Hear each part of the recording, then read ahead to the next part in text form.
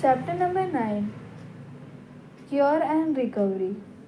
For the first time in history, it then became possible to treat diseases under scientific principle and perform true cures by medication.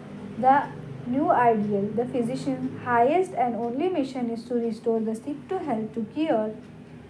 Second, the art of healing or the healing art were familiar phrases, but the thing itself, like a will o' the wisp, cure. The highest ideal of cure is rapid, gentle, and permanent restoration of the health, or removal and annihilation of the disease in its whole extent in the shortest, most reliable, and most harmless way on easily comprehensible principles. Principles, not precedents. Cure is dependent not upon precedents, opinions, or speculation, but upon the application of the principles that are easily comprehensible. Art defined. Art is the practice guided by the correct principles in the use of means for attainment of a desired end.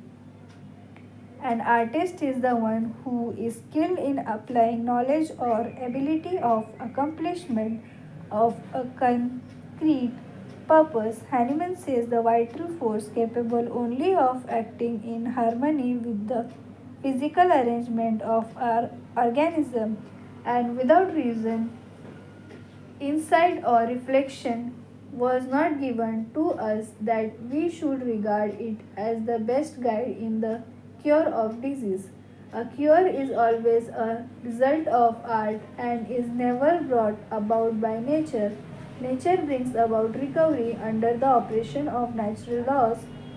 Rate of mortality in certain diseases have fallen in proportion to the degree that meddlesome medication have been superseded by sound hygiene method. Definition of recovery. Recovery is the spontaneous return of the patient to health after the removal, disappearance, or cessation of exciting causes and occasion of disease, or as a result of treatment which is not directly or specifically curative in its nature. The superiority of homeopathy. Homeopathy has gained its great triumphs in those diseases which influenced by even the expectant treatment of these cholera is a notable example. The mortality is distinctly lower under homeopathic treatment than under the expectant treatment. Relation of cure to disease. A true definition of cure must be based upon a right conception of the nature of disease. Disease is manifested perceptibly by signs and symptoms. Cure is manifested by removal of the symptom. Cure refers to the patient, not to some symptoms of the disease, nor what may be called one of his diseases. Cure is not merely the removal of primary causes of disease, for even if all the causes of disease are known and removable, the effects having been begun may continue as secondary causes after the removal of primary causes. The end products of disease and mechanical treatment, the tangible physical results of disease are thus defined may and often do disappear spontaneously when the internal dynamic disturbances is removed by curative medication, but they are not primarily the object of homeopathic treatment. The object of treatment. The primary object or purpose of homeopathic treatment is restoration of normal functions, balance health, the totality of the symptoms which represent functional disorders, the abnormal process of the disease itself, not its ultimates or the end products. The requirements of cure. First requirement of a cure by medication is that it shall be the result of direct application of a definite general principle of therapeutic medication. Results may be accidental or intentional on the part of prescriber in a given case. Second requirement of a cure by medication is that it must be individual, a general principle according to which any action takes place is always capable of being individualized.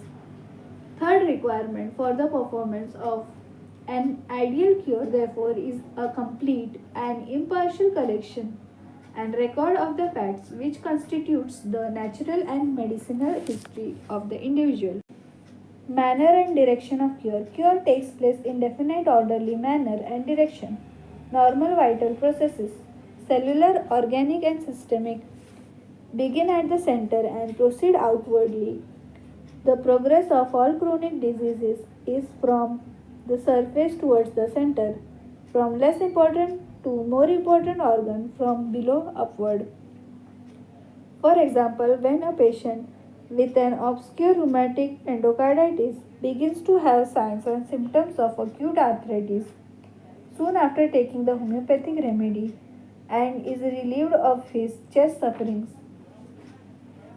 the trend of modern therapeutics, patient after his supposed cure is found to be worse than it was before. For example, young man, for instance, whose gonorrhea was treated by injection and who was told by the physician after the discharge disappeared that he was cured and might marry the girl of his choice. Previously healthy young wife began to complain of serious troubles in reproductive organs. There was gradual fading of the roses in her cheeks, brightness in her eyes, lassitude, failing strength and falling weight, mental depression and irritability. After consulting a gynecologist and a physical examination revealed a gonococcal salpingitis, a pus tube for which the only resource is an operation and removal of the diseased organ.